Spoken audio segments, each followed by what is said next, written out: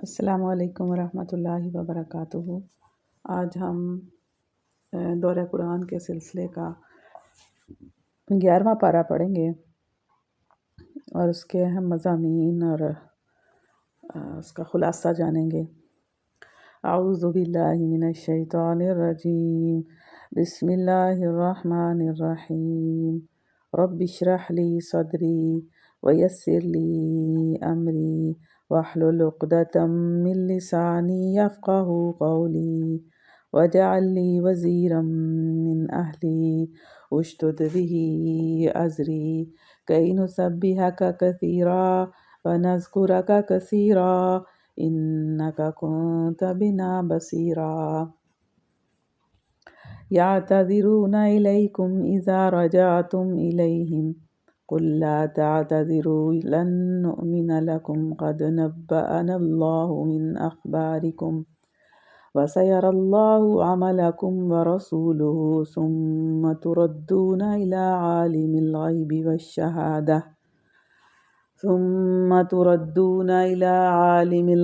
والشهادة فينبئكم بما كنتم تعملون۔ یعتذرون الیکم، وہ تمہارے سامنے عذرات پیش کریں گے۔ کون لوگ؟ پیچھے ہم سورہ توبہ میں پڑھ رہے تھے کہ منافقین اور وہ لوگ جو پیچھے رہ گئے تھے غزوہ تبوک کے موقع پر، اور کچھ لوگ تو وہ تھے نا کہ جنہوں نے جو واقعی ان کو شرعی عذر تھا اور وہ رکے ہوئے تھے، اور کچھ لوگ تھے جو منافق تھے، جو صرف منافقت کی وجہ سے اور کھوٹے ہونے کی وجہ سے انہوں نے بہانے بنائے تھے، جھوٹے بہانے بنا کر وہ جنگ پر جانے سے رکے رہے اور پیچھے بیٹھے رہے۔ اب یہاں پر نبی کریم صلی اللہ علیہ وآلہ وسلم واپس آ چکے ہیں غزوہ تبوک کے بعد، اور اس کے بعد کا ہم جو سلسلہ ہے وہ پڑھ رہے تھے۔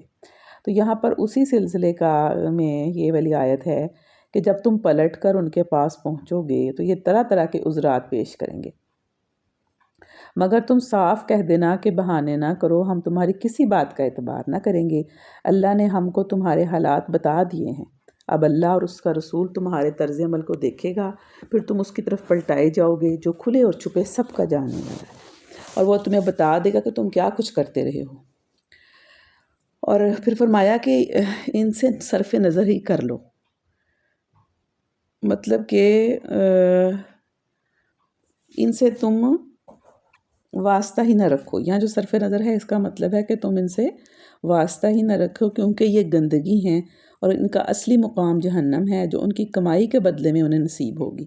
یہ تمہارے سامنے قسمیں کھائیں گے تاکہ تم ان سے راضی ہو جاؤ، حالانکہ اگر تم ان سے راضی ہو بھی گئے تو اللہ ہرگز ایسے فاسق لوگوں سے راضی نہ ہوگا۔ پھر آگے بیان ہو رہا ہے کہ جو عرب کے بدوی لوگ ہیں نا، یعنی دیہاتی اور صحرائی لوگ، ان کے بارے میں آ رہا ہے کہ ان میں سے کچھ ایسے ہیں جو کفر اور نفاق میں بہت سخت ہیں، اور انہی بدویوں میں سے کچھ ایسے بھی ہیں جو اللہ اور روز آخر پر ایمان رکھتے ہیں، اور جو کچھ خرچ کرتے ہیں اسے اللہ کے ہاں تقرب کا اور رسول صلی اللہ علیہ وآلہ وسلم کی طرف سے رحمت کی دعائیں لینے کا ذریعہ بناتے ہیں۔ یعنی وہ کس لیے کرتے ہیں نیک کام؟ کس لیے کرتے ہیں؟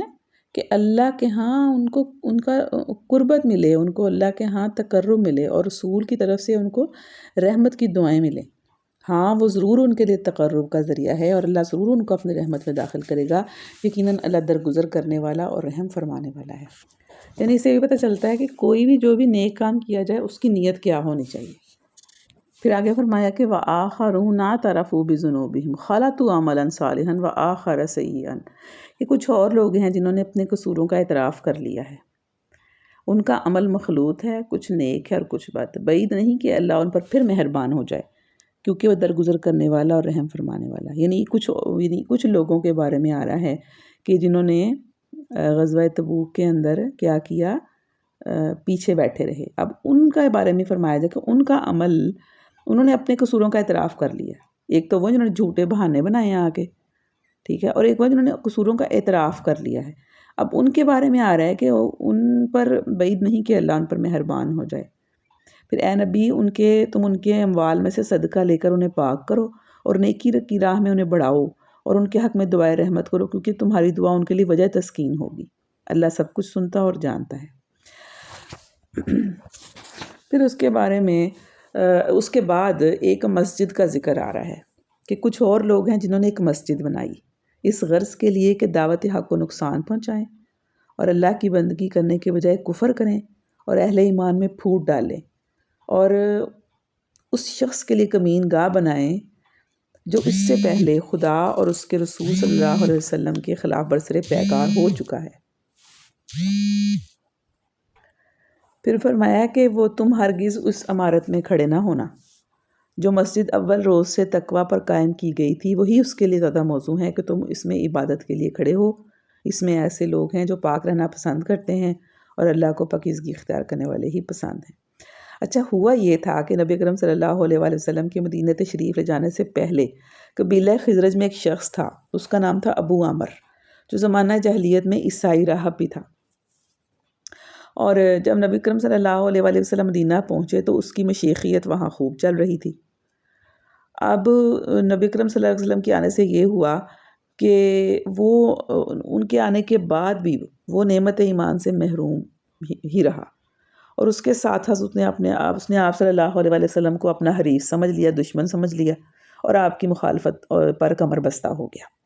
اس نے بہت کوشش کی کئی طریقے سے یہ، اور وہ دیکھتا رہا کہ مٹ ہی جائے گا شاید اسلام، لیکن اسلام تو بڑھتا ہی گیا، آگے سے آگے ابھرتا ہی گیا۔ اور جنگ احد جن لوگوں کی کوشش سے برپا ہوئی تھی نا، ان میں یہ بھی شامل تھا، اور اسی نے احد کے میدان میں گڑھے بھی کھدوائے تھے جس میں نبی اکرم صلی اللہ علیہ وآلہ وسلم گر کر زخمی بھی ہو گئے تھے۔ پھر اسی طرح اب ہوا یہ کہ اس کی جو کوششیں تھیں نا وہ کام نہیں کر رہی تھیں۔ ابو رہب کی ان تمام سرگرمیوں میں مدینہ کے منافقین کا ایک گروہ اس کے ساتھ شریک سازش تھا۔ اب ہوا یہ کہ اس نے آخری تجویز یہ تھی کہ ایک مسجد بنائی جائے مدینہ کے لوگ، اس نے خود وہ روم کی طرف روانہ ہونے لگا تو اس کے اور ان منافقوں کے درمیان یہ قرارداد ہوئی کہ مدینہ میں یہ لوگ اپنی ایک الگ مسجد بنا لیں گے تاکہ عام مسلمانوں سے بچ کر منافق مسلمانوں کی علیحدہ جتھہ بندی اس طرح کی جا سکے کہ اس پر مذہب کا پردہ پڑا رہے، یعنی لوگ یہی سمجھے کہ یہ مسجد ہے، مسجد میں لوگ اکٹھے ہوتے ہیں، لیکن اصل میں انہوں نے سازشیں کرنے کے لیے، اور دوسری بات یہ تھی کہ مسجد میں مسلمانوں میں تفرقہ ڈالنے کے لیے، کیونکہ مسجدیں ایسے ہی نہیں بنائی جاتی، مسجد بنانے کی کوئی وجہ ہوتی ہے کہ مسجد بنائی جاتی ہے، ورنہ مسجدیں زیادہ نہیں بنائی جانی چاہیے۔ اس سے کیا ہوتا ہے، مسلمان ڈیوائیڈ ہو جاتے ہیں، جگہ جگہ پہ مسجد ہوگی، تھوڑے سے مسلمان ادھر، تھوڑے سے ادھر، تھوڑے سے ادھر۔ تو مسجدیں جو تھیں نا اس وقت ایسے ہی نہیں بنائی جاتی تھیں، مسلمانوں کی جماعت میں خام خواہ تفریق رونما ہو، یہ ہوتا تھا، ان کا مقصد تھا کہ مسلمانوں کی جماعت میں تفریق پیدا ہو جائے، جسے ایک صالح اسلامی نظام کسی طرح گوارا نہیں کر سکتا۔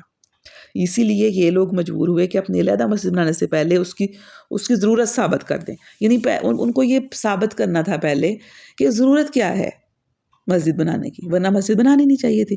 اب انہوں نے کیا کہا، انہوں نے نبی اکرم صلی اللہ علیہ وسلم کے سامنے یہ عذر یعنی ضرورت پیش کی کہ بارش میں اور جب سردی ہوتی ہے اس کی راتوں میں عام لوگوں کو، اور خاص طور پر جب بوڑھے ہیں اور معذور ہیں اور جو مسجدوں سے دور رہتے ہیں، 5 وقت مسجد میں حاضری دینی مشکل ہوتی ہے، اور یہ ویلڈ لگتی ہے، یعنی ہم سنتے ہیں اگر تو ہم کہتے ہیں ہاں یہ بالکل ویلڈ ریزن ہے، ظاہر بات ہے دور ہے، مسجد تو قریب ہونی چاہیے، لیکن مسجد جو ہے نا وہ بشک دور ہی ہو اور زیادہ نہیں ہونی چاہیے مسجدیں۔ اس سے پتہ چلتا ہے ہمیں کہ مسجدیں ہونی چاہیے، بے شک تھوڑی ہوں، لیکن لوگ وہاں جاتے ہوں، نماز کا نظام قائم ہو، اور لوگوں کے اندر اتفاق، اتحاد ہو، تفرقہ نہ ہو۔ اب دیکھیں ہمارے معاشرے کے اندر آپ دیکھیں کہ بالکل اس کا الٹ ہو رہا ہے کہ مسجد پہ مسجد بنائی جا رہے ہیں اور مسجد میں نمازی ہوتے نہیں ہیں، اور تفرقے پہ تفرقہ، وہ فلانے کی مسجد ہے، فلانے کی مسجد ہے، وہ فلانے کی مسجد ہے، قدم قدم پہ مسجد ہے۔ حالانکہ قدم قدم پہ مسجد کیوں ہے بھائی؟ جب ایک مسجد بن گئی ہے تو سارے وہاں پہ آئیں، دوسری مسجد ساتھ بنانے کی کیا ضرورت پیش آتی ہے؟ یہاں سے ہمیں پتہ چلتا ہے۔ اچھا، پھر ہوا یہ کہ مطلب لگ تو ایسے ہی رہا تھا کہ یہ بڑا ان کا اچھا نیت بہت اچھی ہے، لیکن اصل میں ان کے اندر مقصد کوئی اور تھا۔ اب ہوا یہ کہ نماز مسجد پہ تیار ہو گئی، اور نبی اکرم صلی اللہ علیہ وسلم کو انہوں نے کہا کہ آپ آئیں، حاضر ہوں، یہاں پر آ کر ہماری مسجد کا افتتاح کروائیں۔ تو مگر آپ صلی اللہ علیہ وسلم نے کہہ کر ٹال دیا کہ جنگ کی تیاری میں مشغول ہوں اور ایک بڑی مہم درپیش ہے، لہٰذا مہم سے واپس آ کر دیکھوں گا۔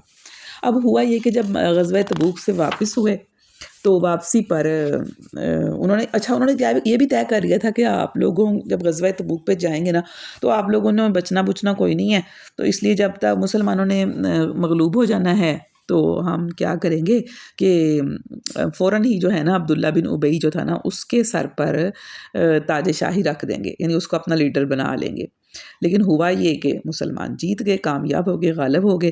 واپسی پر جب نبی صلی اللہ علیہ وسلم مدینہ کے قریب ایک مقام تھا اس پر پہنچے تو یہ آیات نازل ہوئیں، اور اس میں آپ نے اسی وقت چند آدمیوں کو مدینہ بھیجا تاکہ آپ کے شہر میں داخل ہونے سے پہلے وہ اس مسجد زرار کو مسمار کر دیں۔ اس کا نام ہی اس کو مسجد زرار رکھا گیا کہ وہ مسجد و نقصان پہنچانے والی ہے، مسلمانوں کے درمیان ان کو تکلیف دینے کا باعث ہے، یعنی اس مسجد کو پھر مسمار کروا دیا گیا ان آیات کے بعد۔ یعنی اس سے پتہ چلتا ہے کہ ان کی جو نیت تھی نا وہ مسجد بنانے کی وہ غلط تھی، ایک بات۔ اور دوسری بات یہ کہ مسجد بنانے سے زیادہ مسجد کو آباد کرنے کی فکر ہونی چاہیے۔ اب ہمارے ہاں کیا ہو گیا کہ مسجد پہ مسجد بنا دیتے ہیں لیکن مسجد کو آباد کرنے، اس نماز کا نظام قائم کرنے کی ہمیں فکر نہیں ہے۔ ہر کسی کو یہ ہے کہ میرے فرقے کی مسجد موجود ہونی چاہیے۔ ایک مسجد اہل حدیث کی ہے تو ساتھ ہی اہل سنت والجماعت کی ہے، ساتھ ہی دیوبند کی ہے، اس طرح مسجد میں مسجد بنائی ہوئی ہے۔ حالانکہ یہ بالکل مسلمانوں کو کے درمیان فرق کرنے والی چیز پیدا ہو جاتی ہے، اور یہ اللہ تعالیٰ کو ہرگز پسند نہیں ہے کہ مسلمان کے اندر تفریق ہو۔ تفریق اللہ کو ہرگز پسند نہیں ہے۔ مسجد بھلے علاقے میں ایک ہی ہو لیکن وہ آباد ہو، اس میں نمازی جاتے ہوں، وہ بھری ہونی چاہیے جب نماز کا ٹائم ہو، یہ ہے اصل میں اللہ کو پسند۔ اور جتنے زیادہ لوگ اکٹھے ہوں گے اللہ کو یہی تو پسند ہے کہ اجتماعیت کیوں پسند ہے اللہ تعالیٰ کو؟ اجتماعیت اسی لیے پسند ہے کہ اجتماعیت میں لوگ ایک دوسرے کے قریب آتے ہیں، ایک دوسرے کو جانتے ہیں، ایک دوسرے کے حالات کا پتہ چلتے ہیں، اور بہت زیادہ فائدے ہیں، اور ویسے بھی جماعت کے اوپر اللہ کا ہاتھ ہے۔ اس کے بعد اللہ تعالیٰ نے فرمایا کہ اللہ تعالیٰ نے ان اللہ اشتری من المؤمنین انفسهم واموالهم بان لهم الجنہ، کہ اللہ تعالیٰ نے اہل ایمان کے حقیقت یہ ہے کہ اللہ نے مومنوں سے ان کے نفس اور ان کے مال جنت کے بدلے خرید لیے ہیں، یعنی جان اور مال کا سودا کیا ہوا ہے کہ ہمارا مسلم کے مومن کا جان بھی اللہ کا، مال بھی اللہ کا، اور اس کے بدلے اس کو کیا ملے گا؟ جنت۔ وہ اللہ کی راہ میں لڑتے اور مارتے اور مرتے ہیں، ان سے جنت کا وعدہ اللہ کے ذمہ ایک پختہ وعدہ ہے تورات اور انجیل اور قرآن پاک میں۔ اور کون ہے جو اللہ سے بڑھ کر اپنے عہد کا پورا کرنے والا ہو؟ بس اپنے اس سودے پر جو تم نے اللہ سے چکا لیا ہے خوشیاں مناؤ، یہی سب سے بڑی کامیابی ہے۔ اب ان اہل ایمان کی کیا کوالٹیز ہیں کہ التائبون، اللہ کی طرف بار بار پلٹنے والے، یعنی جب بھی کوئی غلطی ہو گئی کہاں ہے؟ پلٹ کے اللہ کی طرف توبہ کرنے والے۔ العابدون، اس کی بندگی بجا لانے والے۔ الحامدون، اسی کی تعریف کے گن گانے والے۔ السائحون، اسی کی خاطر زمین میں گردش کرنے والے، اور اس کے آگے رکوع اور سجدے کرنے والے، اور نیکی کا حکم دینے والے اور بدی سے روکنے والے، اور اللہ کی حدود کی حفاظت کرنے والے۔ یعنی اللہ تعالیٰ نے عقائد، عبادات، اخلاق، معاشرت، تمدن، سیاست، معیشت، یعنی ہر عدالت، اور یعنی ہر معاملے میں جو حدیں مقرر کر دی ہیں نا، ہر معاملے میں اللہ نے کوئی نہیں چھوڑا، وہ ان کی پوری پابندی کا لحاظ رکھے۔ یہ ہوتے ہیں مومن، اس شان ہوتے ہیں کہ وہ مومن جو اللہ کی راہ میں اللہ سے خرید و فروخت کا معاملہ کرتے ہیں۔ اور اے نبی ان مومنوں کو خوشخبری دے دیجئے۔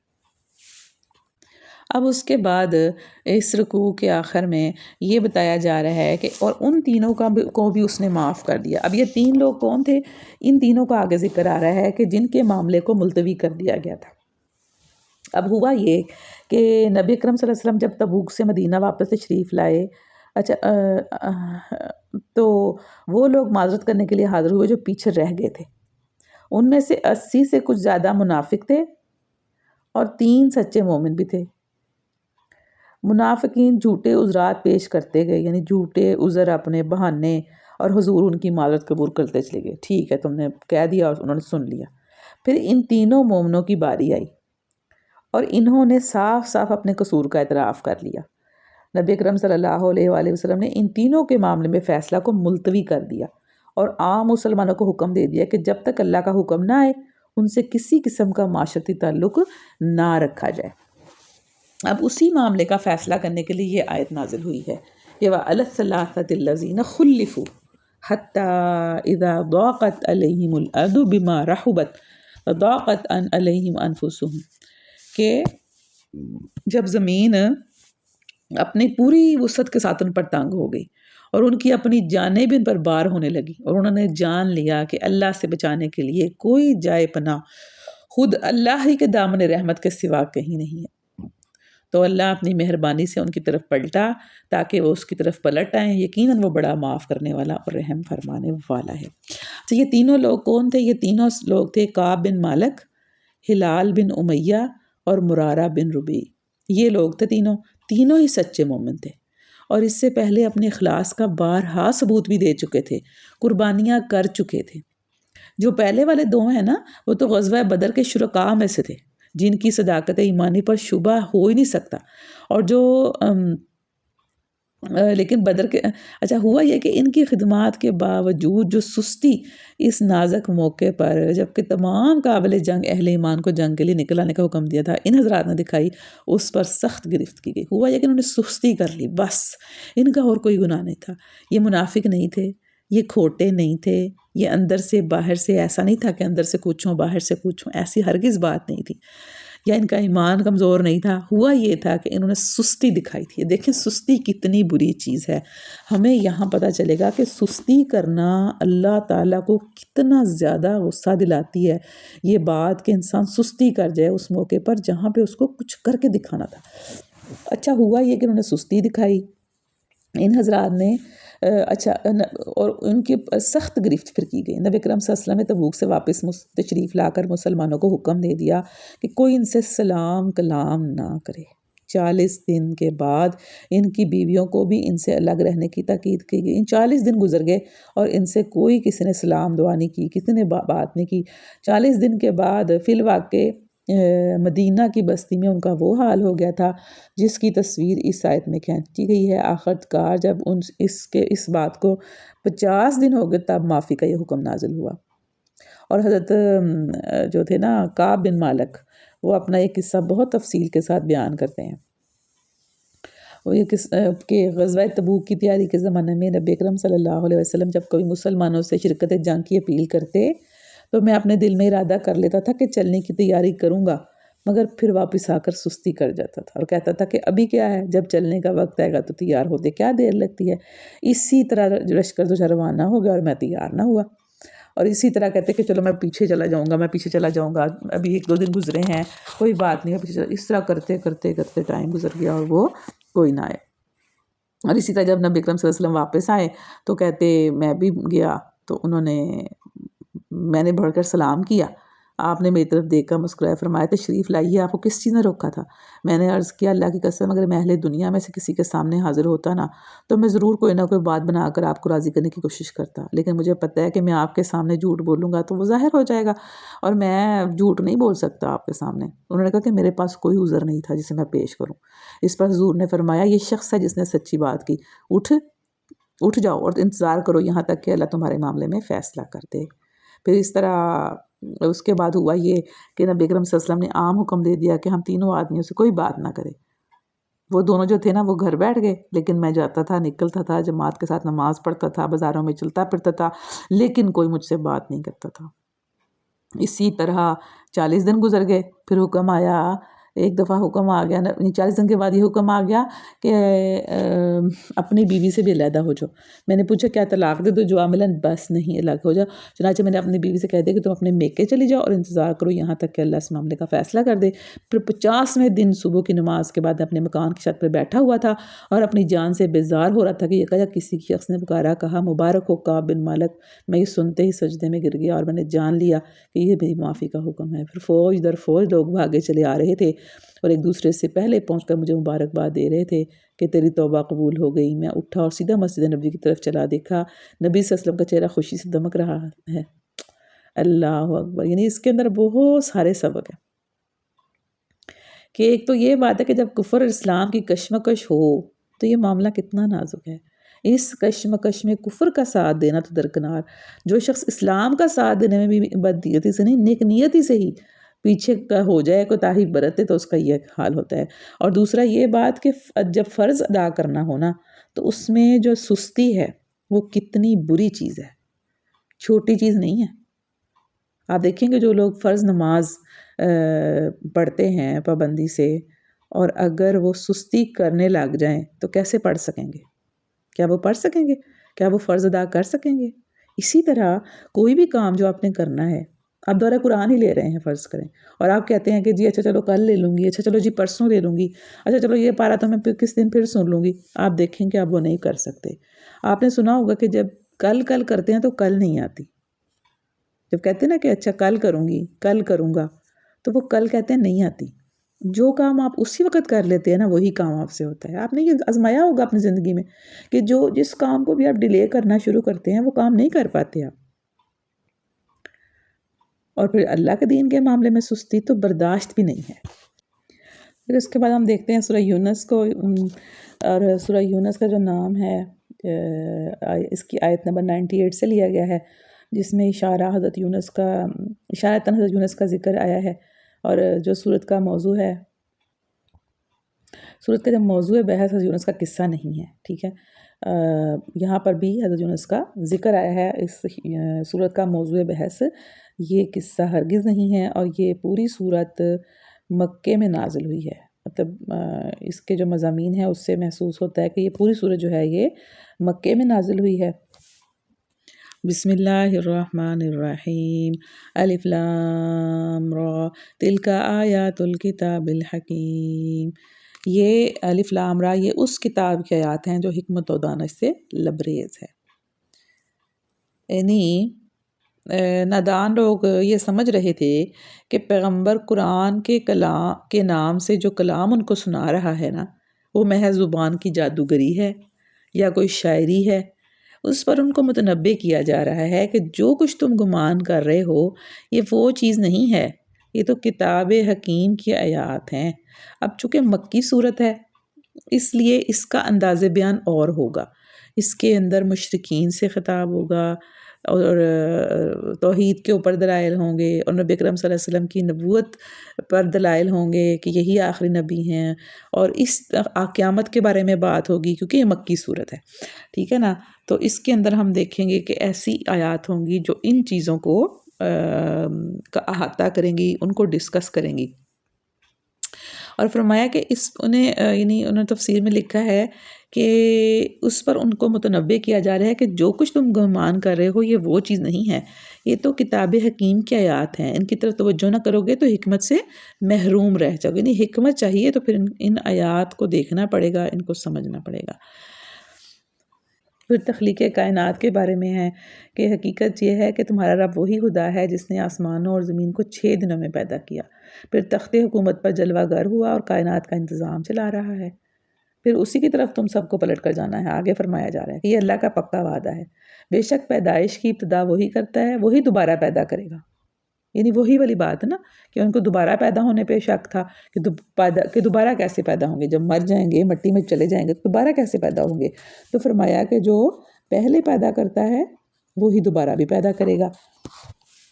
پھر آگے فرمایا جا رہا ہے سورۃ آیت نمبر 5 میں کہ وہی ہے جس نے سورج کو اجیالہ بنایا، وَهُوَ الَّذِي جَعَلَ الشَّمْسَ ضِيَاءً، اس نے سورج کو اجیالہ بنایا، چمکدار، اور چاند کو چمک دی، اور چاند کے گھٹنے بڑھنے کی منزلیں ٹھیک ٹھیک مقرر کر دیں تاکہ تم اس سے برسوں اور تاریخوں کے حساب معلوم کرو۔ اللہ نے یہ سب کچھ کھیل کے طور پر نہیں بنایا، بمقصد ہی بنایا ہے۔ وہ اپنی نشانیوں کو کھول کھول کر پیش کر رہا ہے ان لوگوں کے لیے جو علم رکھتے ہیں۔ یقیناً رات اور دن کے الٹ پھیر میں اور ہر اس چیز میں جو اللہ نے زمین و آسمان میں پیدا کی ہے نشانیاں ہیں ان لوگوں کے لیے جو غلط بینی اور غلط روی سے بچنا چاہتے ہیں۔ پھر اس کے بعد آیت ہے کہ آیت کا ترجمہ ہے کہ اگر کہیں اللہ لوگوں کے ساتھ برا معاملہ کرنے میں بھی اتنی ہی جلدی کرتا جتنی وہ دنیا کی بھلائی مانگنے میں جلدی کرتے ہیں تو ان کی مہلت عمل کبھی کی ختم کر دی گئی ہوتی، مگر ہمارا یہ طریقہ نہیں ہے۔ یہاں پہ بتایا جا رہا ہے کہ اللہ تعالیٰ کبھی جو ان کو جو انکار کرتے ہیں ان کو فوراً نہیں پکڑتا، یعنی جو لوگ کفر کرتے ہیں ہم دیکھتے ہیں کہ وہ دندناتے پھر رہے ہیں، ان کو کوئی پکڑ نہیں ہے، ہمارے دل میں مایوسی بھی پیدا ہوتی ہے اس بات سے، لیکن اس کا یہی جواب دیا جا رہا ہے کہ اگر کہیں اللہ تعالیٰ لوگوں کے ساتھ برا معاملہ کرنے میں بھی اتنی جلدی کرتا نا جتنی وہ دنیا کی بھلائی مانگنے میں جلدی کرتے ہیں۔ انسان کہتا ہے کہ بھلائی مجھے مل جائے فوراً، اور لیکن اگر اللہ تعالیٰ ان کو پکڑنے لگے نا تو ان کی مہلت عمل کبھی کی ختم کر دی گئی ہو، مگر ہمارا یہ طریقہ نہیں ہے۔ اس لیے ہم ان لوگوں کو جو ہم سے ملنے کی توقع نہیں رکھتے ان کی سرکشی میں بھٹکنے کے لیے چھوٹ دے دیتے ہیں۔ انسان کا حال یہ ہے کہ جب اس پر کوئی سخت وقت آتا ہے تو کھڑے اور بیٹھے اور لیٹے ہم کو پکارتا ہے، مگر جب ہم اس کی مصیبت کو ٹال دیتے ہیں تو ایسے چل نکلتا ہے گویا اس نے کبھی اپنے کسی برے وقت پر ہم کو پکارا ہی نہ تھا۔ یہ ان لوگوں کا بھی یہی حال تھا اور ہمارا بھی یہی حال ہے۔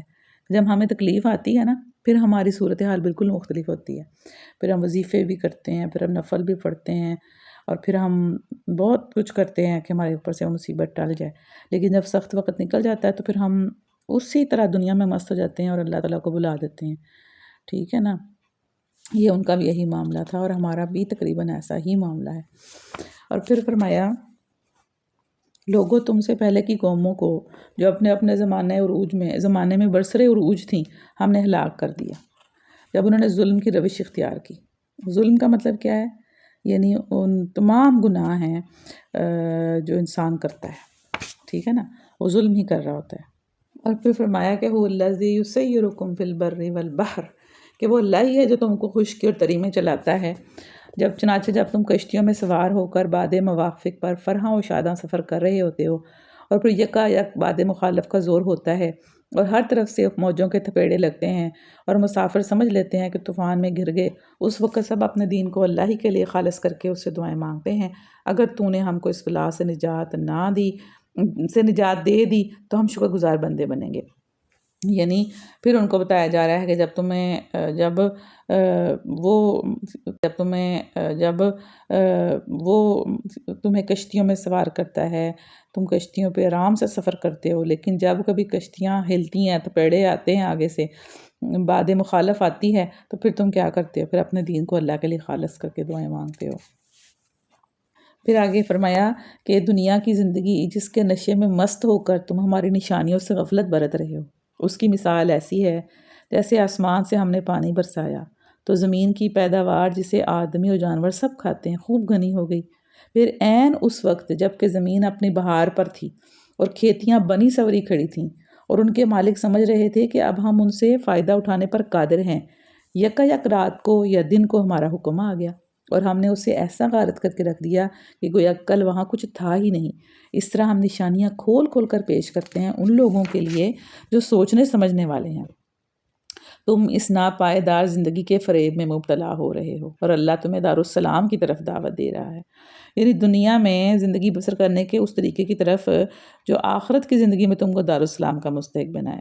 دارالسلام سے مراد جنت اور اس کے معنی ہے سلامتی کا گھر، وہ جگہ جہاں کوئی آفت، کوئی نقصان، کوئی رنج اور کوئی تکلیف نہ ہو۔ ہدایت اس کے اختیار میں ہے، جس کو چاہتا ہے سیدھا راستہ دکھا دیتا ہے۔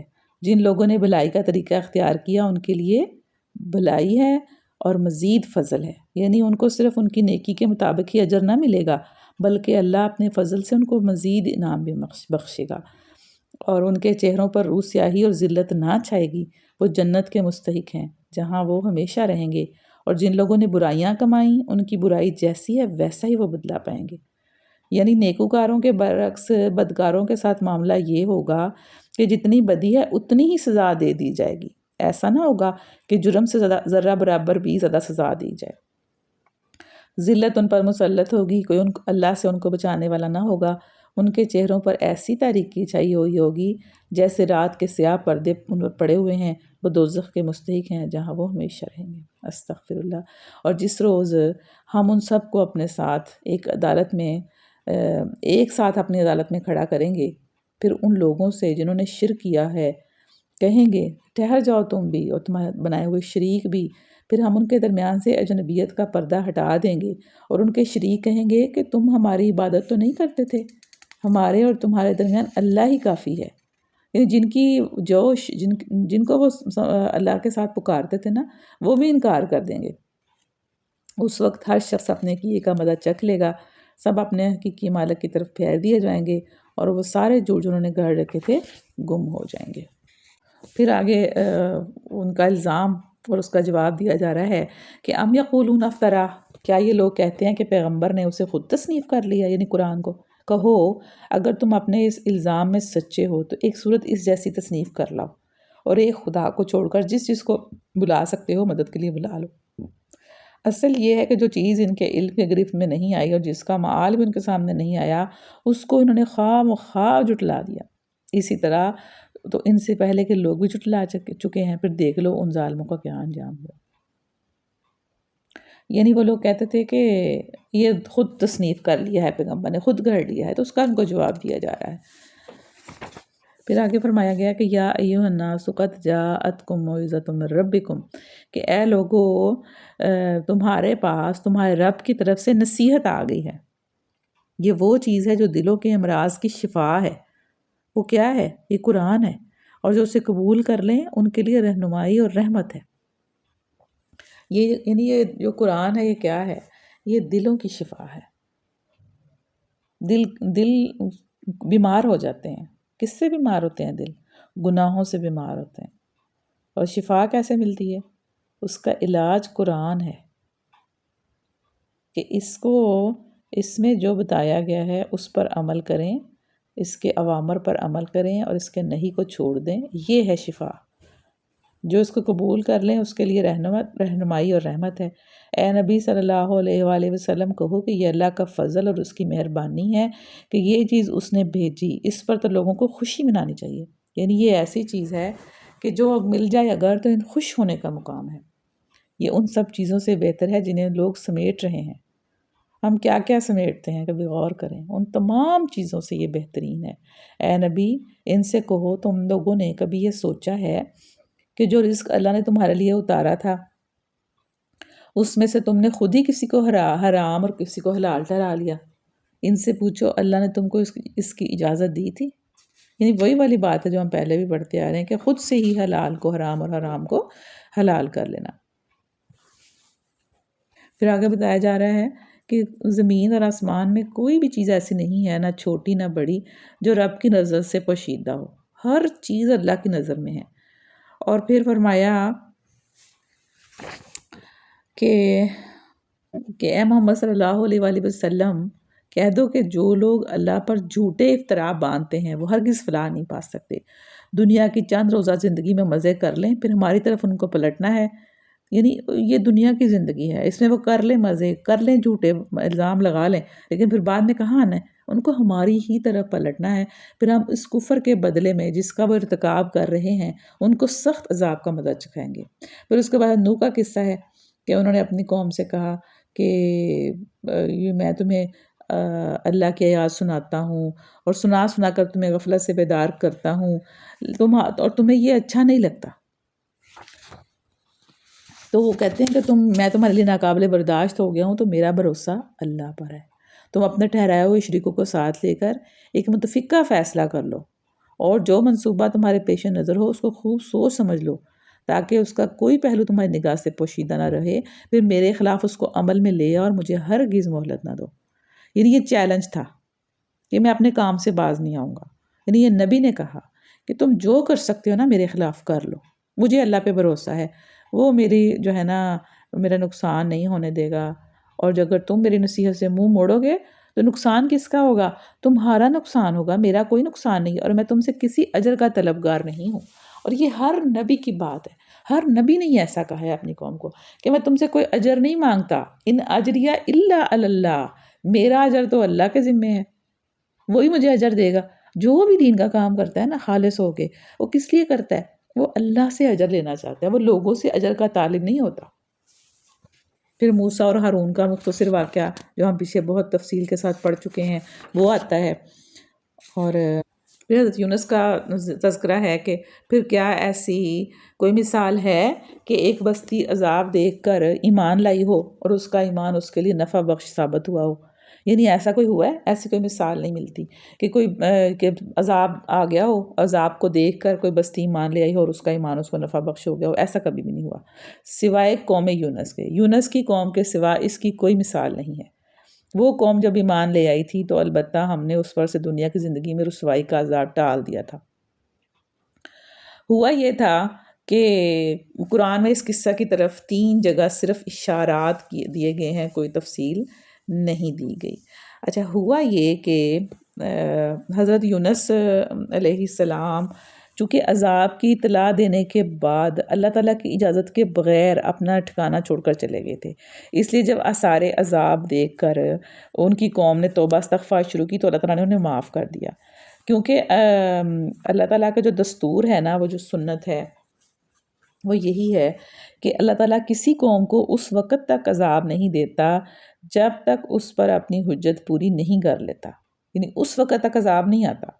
اور پھر بس جب نبی نے اس قوم کی مہلت کے آخری لمحے تک نصیحت کا سلسلہ جاری نہ رکھا اور اللہ کے مقرر کردہ وقت سے پہلے بطور خود ہی وہ ہجرت کر گیا تو اللہ تعالیٰ کے انصاف نے اس کی قوم کو عذاب دینا گوارا نہ کیا، کیونکہ اس پر اتمام حجت کی قانونی شرائط پوری نہیں ہوئی تھی۔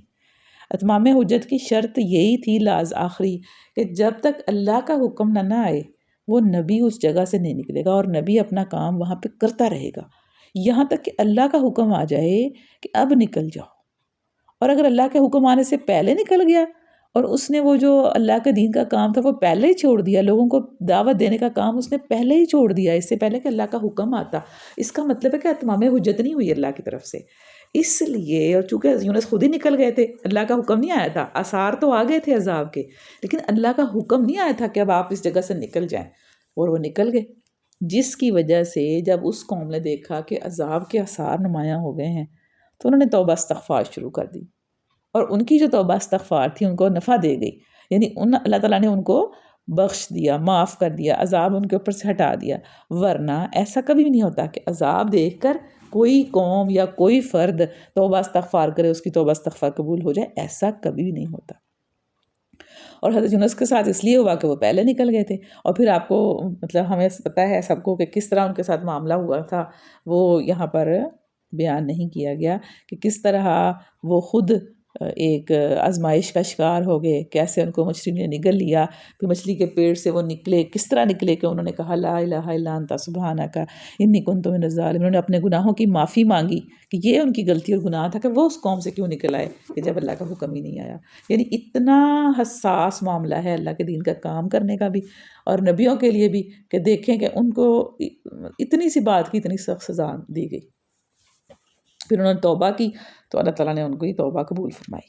پھر سورہ ہود کے آخر میں ہم دیکھتے ہیں کہ وَلَا تَدْعُوا مِن دُونِ اللَّهِ مَا لَا يَنفَعُكَ وَلَا يَضُرُّكَ، اور اللہ کو چھوڑ کر کسی ایسی ہستی کو نہ پکار جو تجھے نہ فائدہ پہنچا سکتی ہے نہ نقصان پہنچا سکتی ہے، اور اگر تو ایسا کرے گا تو ظالموں میں سے ہوگا۔ وَإِن يَمْسَسْكَ اللَّهُ بِضُرٍّ فَلَا كَاشِفَ لَهُ إِلَّا هُوَ، کہ اگر اللہ تجھے کسی مصیبت میں ڈالے تو خود اس کے سوا کوئی نہیں جو اس مصیبت کو ٹال دے، یعنی اللہ نے اگر ڈالی ہے نا تو ٹالے گا بھی اللہ ہی، یہ نہیں ہو سکتا کہ ڈالے تو اللہ اور ٹالے کوئی اور، ڈالنے والا بھی اللہ ہی ہے اور ٹالنے والا بھی وہی ہے۔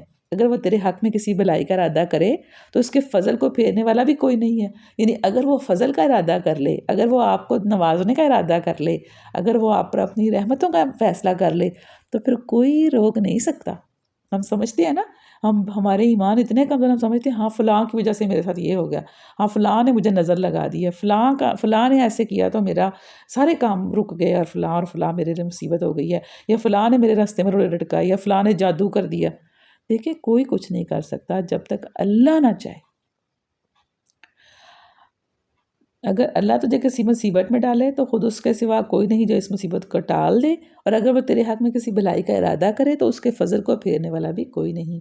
وہ اپنے بندوں میں سے جس کو چاہتا ہے اپنے فضل سے نوازتا ہے، اور وہ درگزر کرنے والا بھی ہے اور رحم فرمانے والا بھی ہے۔ پھر فرمایا کہ اے محمد کہہ دو کہ لوگوں تمہارے پاس تمہارے رب کی طرف سے حق آ چکا ہے، اب جو سیدھی راہ اختیار کرے اس کی راست روی اسی کے لیے مفید ہے، کسی کو کوئی فائدہ نہیں ہے۔ ہم اپنا سیدھا راستہ چھوڑ دیتے ہیں لوگوں کے پیچھے لگ کے، ہم کہتے ہیں ہاں فلاں نے ایسے کیا تو میں بھی ایسے ہی کروں، بس ہم اپنا راستہ چھوڑ دیتے ہیں سیدھا، اور جو گمراہ رہے اس کی گمراہی اسی کے لیے تباہ کن ہے، اور میں تمہارے اوپر کوئی حوالہ دار نہیں ہوں۔ اور اے نبی تم اس ہدایت کی پیروی کیے جاؤ جو تمہاری طرف بذریعہ وہی بھیجی جا رہی ہے، اور صبر کرو یہاں تک کہ اللہ فیصلہ کر دے، اور وہی بہترین فیصلہ کرنے والا بھی ہے۔ یہاں پر ہمارا جو ہے وہ صورت بھی ختم ہو رہی ہے، اور پارہ بھی ختم ہو رہا ہے، پارہ شروع ہو رہا ہے، سورج شروع ہو رہی ہے تو ساتھ ہی پارہ شروع ہو رہا ہے، اس لیے ہم انشاءاللہ اس کو 12ویں پارے میں دیکھیں گے سورہ ہود کو۔ اللہ تعالیٰ ہمارے علم میں اور عمل میں برکتیں عطا فرمائے، اور ہم جو سن رہے ہیں اور جس چیزوں کا اللہ تعالیٰ ہمیں حکم دے رہے ہیں ہمیں ان پر عمل کرنے کی توفیق دے، اور اس قرآن سے اس کا صحیح فہم نصیب فرما دے، آمین یا رب العالمین۔ وآخر دعوانا ان الحمد للہ رب العالمین۔ سبحان ربک رب العزت عما یصفون وسلام علی المرسلین والحمد للہ رب العالمین۔ السلام علیکم ورحمۃ اللہ وبرکاتہ۔